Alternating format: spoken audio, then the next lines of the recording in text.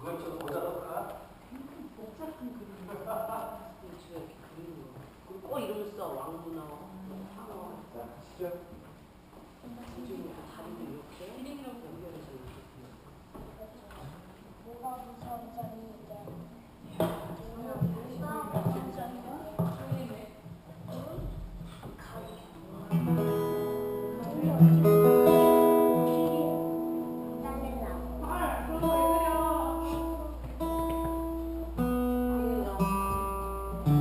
예수님도 좀 그리고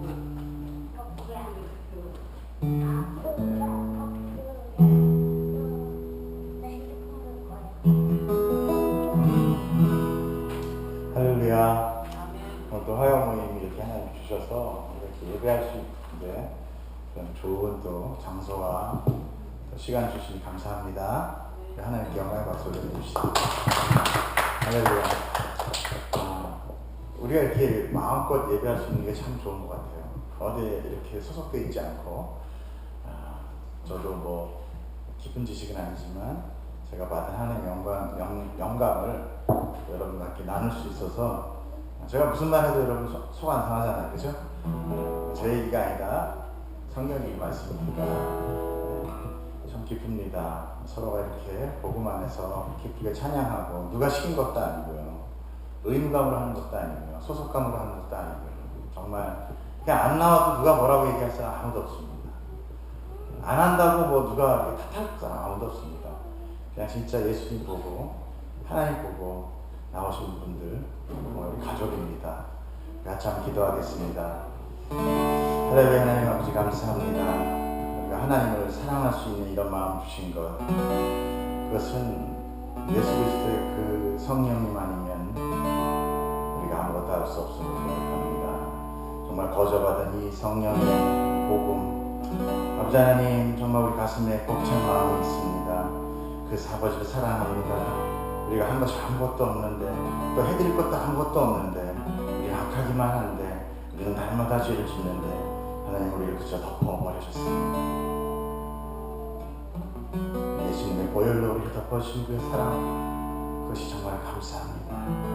그래서 이렇게 참여합니다. 그래서 이렇게 말씀을 서로 상고합니다. 주님 함께 해주셔서 감사합니다. 우리 마음 가운데 계셔서 감사합니다. 주님을 사랑합니다. 감사합니다. 주님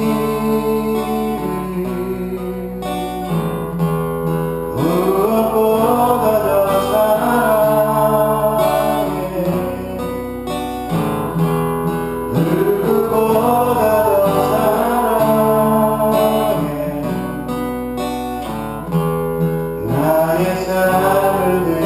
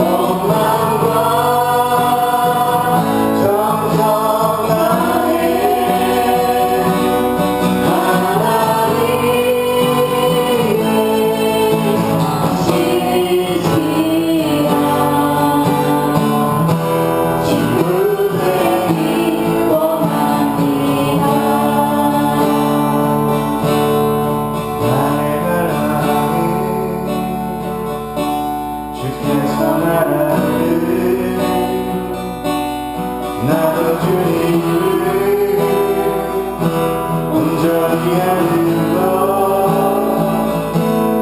나의 갈망은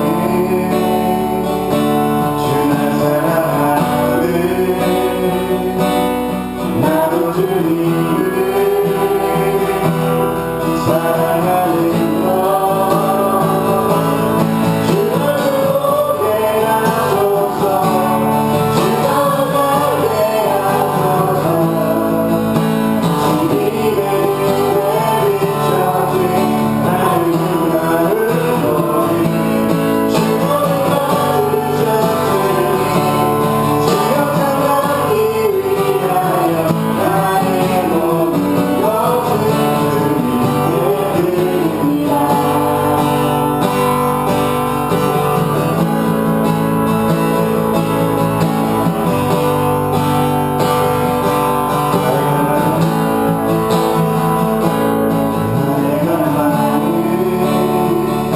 내 모든 삶을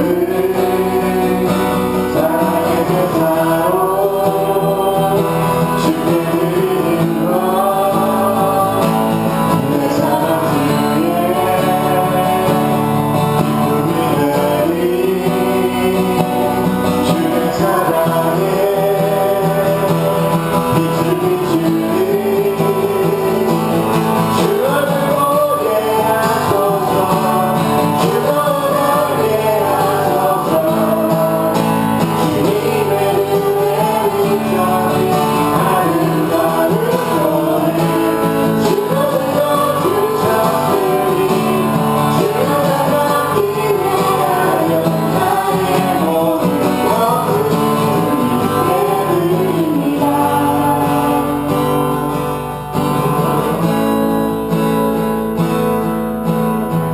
나의 갈망은 나의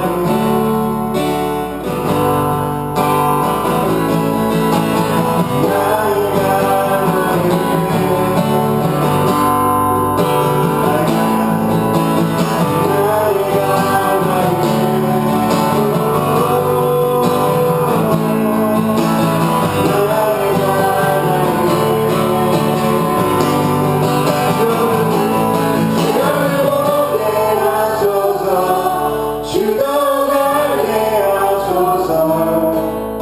주님의 눈에 비춰진 아름다운 모습 주 모든 것 주셨으니 주 영상 남기 위하여 나의 모든 것을 주님께 드립니다.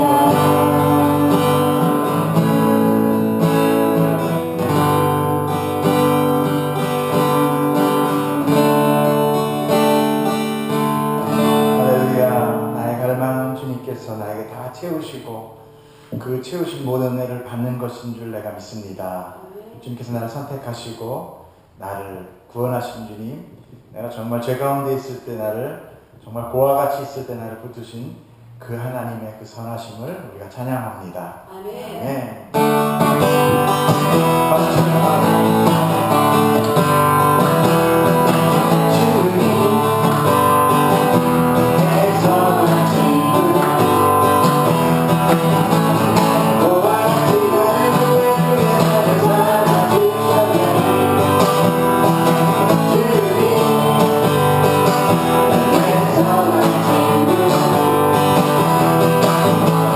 내가 바른 빛이 원해를 생기하는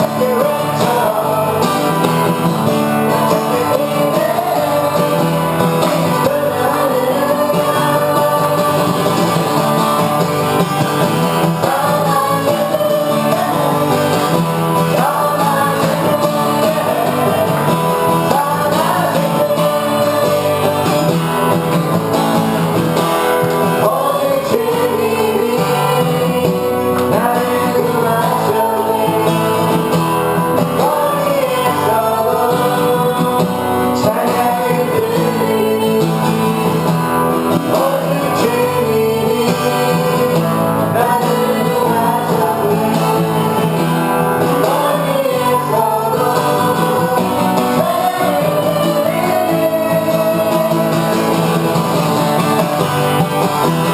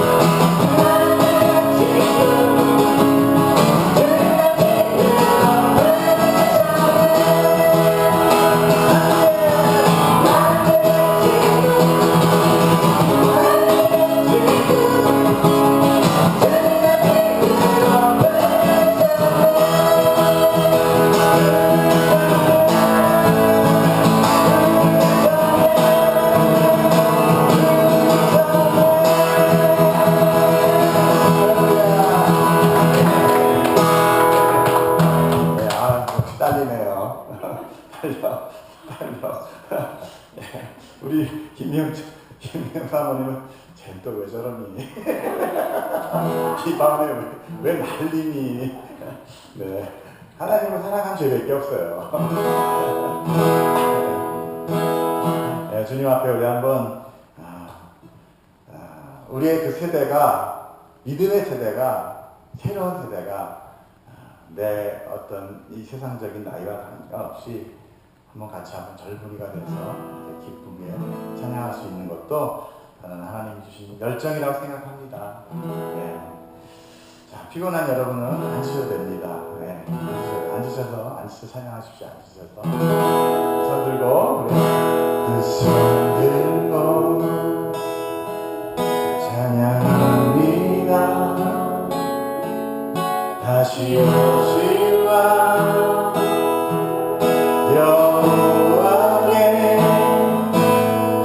오직 주만이 나를 다스리네. 그 손을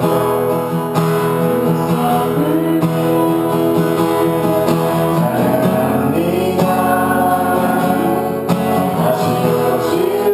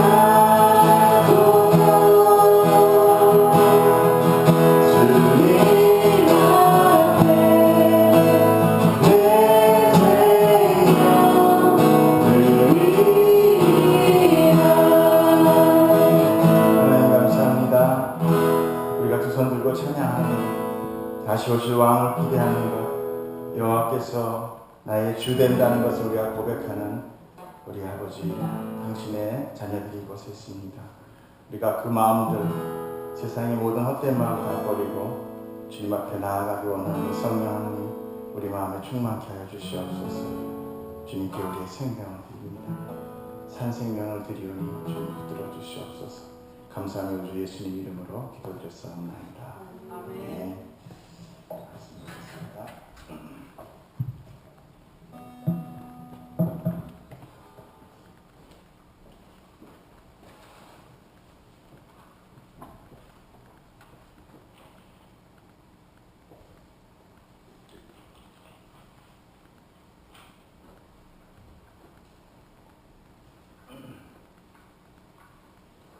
갈라디아서 2장 1절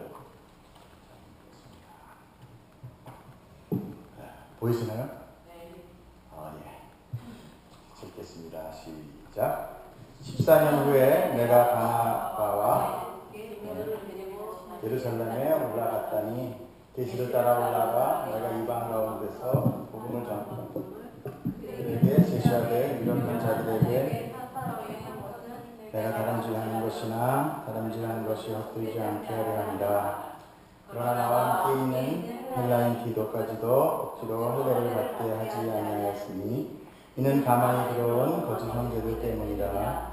그들이 가만히 들어온 것은 그리스도 예수 안에서 우리가 가진 자유를 엿보고 우리를 종으로 삼고자 함이로되 그들에게 우리가 5절 그들에게 우리가 한시도 걱정하지 아니하였으니 이는 복음의 진리가 항상 너희 가운데 있게 하려 합니다. 유력하다는 이들 중에 본래 어떤 이들이든지 내게 상관이 없으며 하나님은 사람을 외모로 취하지 아니하시나니 저 유력한 이들은 내게 한 것이 없고 도리어 그들은 내가 무할례자에게 복음 전함을 맡은 것이 베드로가 할례자에게 맡은과 같은 것을 보았고 베드로에게 역사하사 그를 할례자의 사도로 삼으시니가 또한 내게 역사하사 나를 이방인의 사도로 삼으셨느니라. 또 기둥같이 여기는 야고보와 게바와 요한도 내게 주신 은혜를 알므로 나와 바나바에게 친교의 악수를 하였으니 우리는 이방인에게로 그들은 할례자에게로 가게 하려 합니다. 다만 우리에게 강한 자들을 기억하도록 부탁하였으니 이것은 나도 본래부터 힘써 행하여 왔노라. 기도하겠습니다. 하나님 아버지, 오늘 우리 마음 가운데 하나님을 향하는 마음 갖게 해주시고 저녁입니다. 몸이 많이 피곤하고 주님 말씀이 우리의 힘으로 들어올 수 없음을 고백합니다. 오늘 깨닫게 하시는 영으로 성령님으로 우리가 하나님을 더 잘 알게 하여 주시옵소서. 우리의 몸을 드립니다. 감사합니다. 예수님 이름으로 기도드렸사옵나이다. 아멘. 갈라디아서 2장 1절인데요. 바울은 그 복음 사역을 방해하는 율법주의 유대인들의 계속적인 공격을 받음으로 인해서 자신이 복음이 사람으로부터 온 것이 아니라 하나님으로부터 직접 받은 것임을 증명했죠. 지난주에 성령님은 바울을 통하여 그 바울이 전하는 그 복음의 정통성을 예루살렘 교회 사도들과 함께 논의하고 함께 하나 되는 계기를 만드십니다. 그러니까 이런 거죠. 다메섹 도상으로 가면서 예수 그리스도를 만나고 40일 동안 광야에 있으면서 성령님으로부터 사도 바울이 복음을 받습니다. 깨우쳐지는 거예요. 자기가 가지고 있는 모든 어떤 율법적인 그리고 자기가 아는 지식이 다 깨어지고 이제 하나님의 복음으로 새롭게 깨닫게 됩니다. 그 깨달음을 가지고 이제 바울은 바나바와 함께 어디를 가냐면 안디옥 교회에 가요. 안디옥 교회에서 설교를 합니다. 거기서 사역을 하면서 더 깊은 이제 복음에 대한 것들을 잡게 돼요. 그래서 바나바와 이제 사도행전을 보면은 같이 전도여행을 떠나게 되죠. 그죠? 전도여행을 떠나고 그런 가운데서 갈라디아에 있는 그 교회들이 자기가 이제 사도 바울이 복음을 전한 것들을 유대주의자들이 와가지고 계속 이야기를 하는 거예요. 쉽게 얘기해서 그런 겁니다. 집사님 복음 받아서 생명 얻으셨나요? 아멘. 예, 그럼 복음 받은 자로서 뭐 선한 게 있습니까? 뭐가 달라졌습니까? 이렇게 얘기하는 거예요. 예. 그럼 우리는 갑자기 할 말이 없어집니다.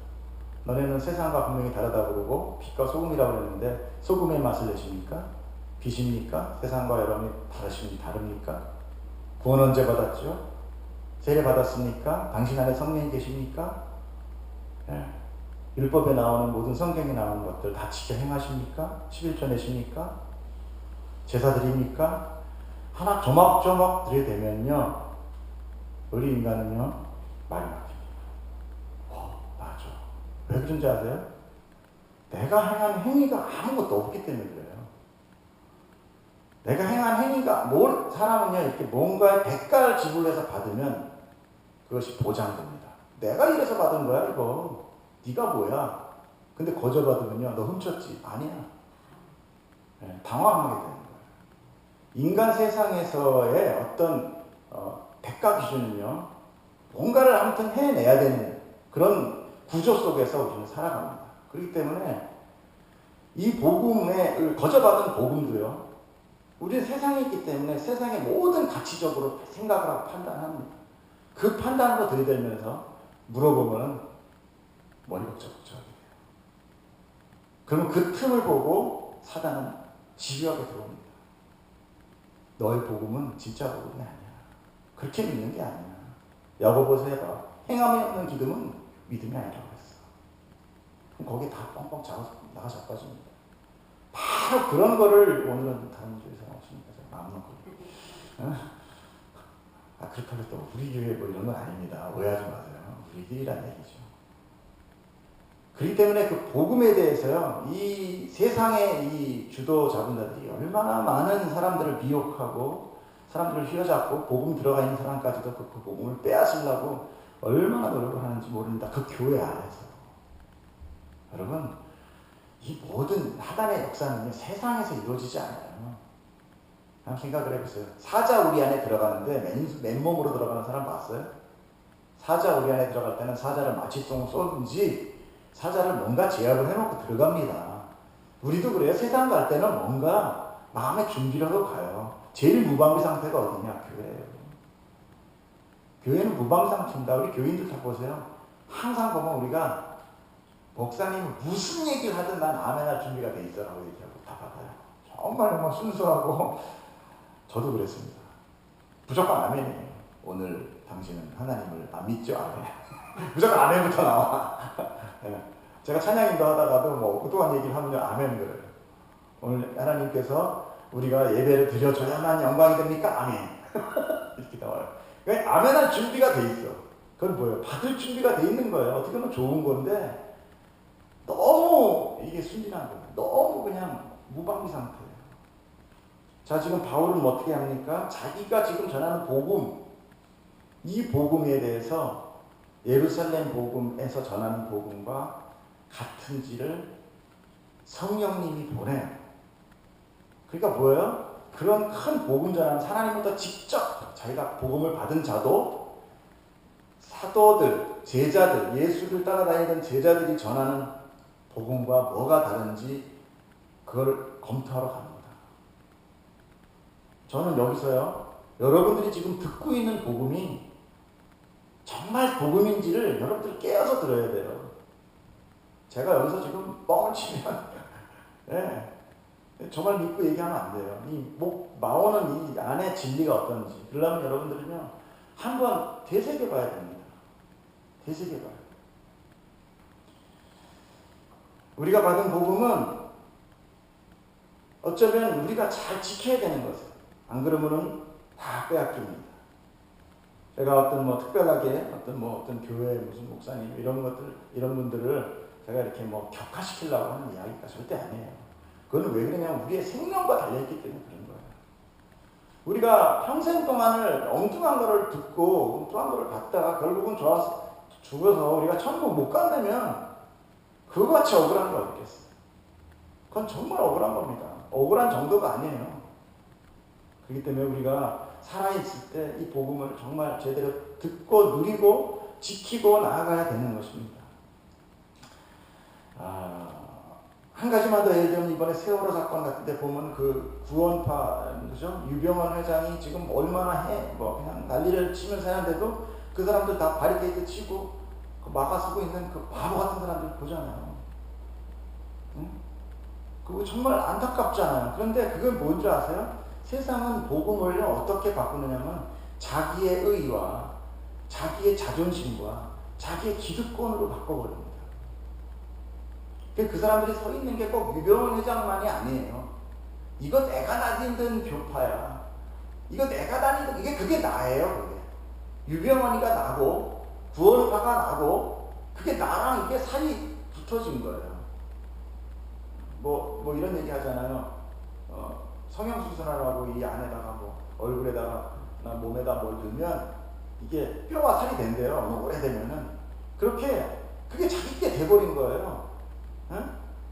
그래서 이제 이게 공격을 받으면 유병헌 회장이 공격받고 구원파가 공격받는 게 아니라 내가 공격받는 거야. 내 자존심, 내 일종의 나의 그 울타리가 무너지는 것을 사람들은 두려워하는 것입니다. 그래서 그렇게 목숨을 바치고 나아가고 그게 사람들은 선이라고 그러는데 하나님은 그게 죄라고 그러는 거예요. 그걸 보고 뭐라 그래요? 마귀새끼다 이렇게 얘기하는 거예요. 성경에 나와 있습니다. 제가 얘기하는 게 아니라.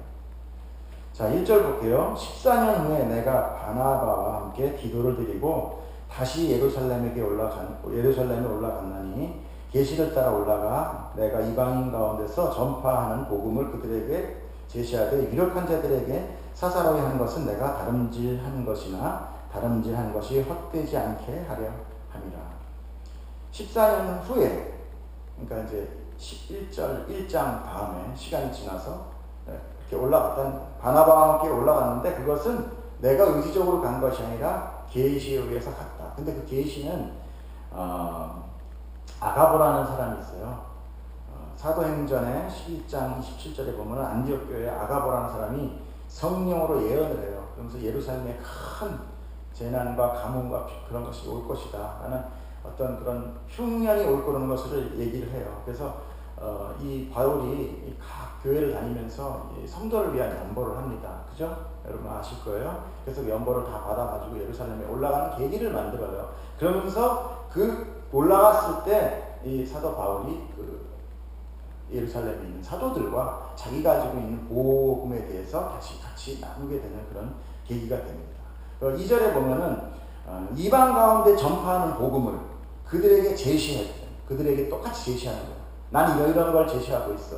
이런 복음을 하고 있어. 하되 유력한 자들이 바로 야고보와 베드로와 요한 이런 사람들 보고 얘기하는 거예요. 사사로이 한 것은 그 사람들한테 사사로이 했다는 것은 뭐 이렇게 그 사람한테 사람으로 보이는 어떤 높은 사람이니까 더 적극적으로 했지 않았다라는 얘기예요. 얘기는 우리는 사람한테 눌리잖아요. 대통령 앞에 가면 어때요? 뭐 보건소를 철저히 만들잖아요. 그렇게 안 했다는 거예요. 사사로이 했다는 것은 순수하게 그냥 얘기했다는 것이고, 내가 다름질, 내 사역, 그 다름질하는 그 모든 것이 헛되지 않게 하기 위해서 내 복음을 그들한테 제시했다는 거예요.